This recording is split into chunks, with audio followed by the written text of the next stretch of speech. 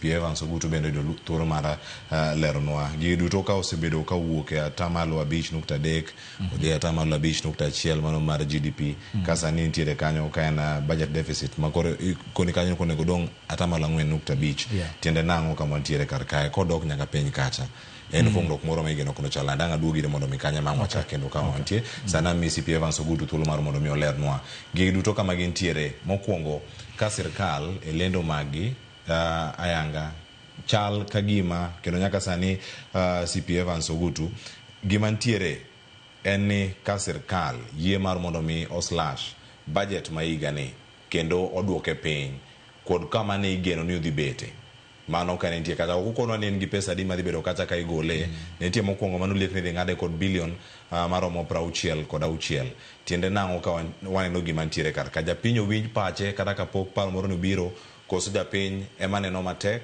to sirkal ponono winjo ywak machalo kamagi paro ma kamagi nyalo biro ni wuok nare monene ka projected budget kama ntiere manen 4.3 trillion wanya neno kwan ma piny ne mai ikinde ma ipedho budget ni e od bura.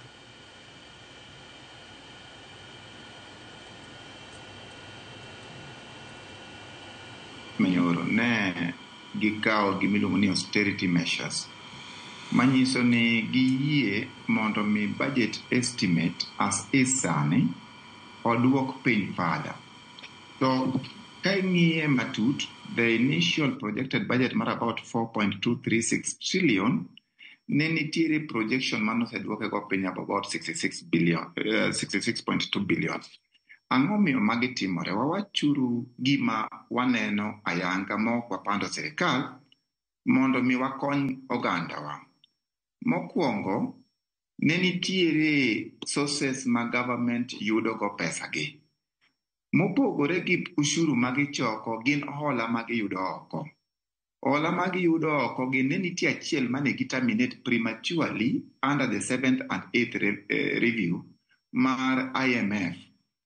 Omiyo kisebedo gi ng'at mane depend on in terms of revenue mobilization, to mane weyo kendi chako kode new program ma poko di through.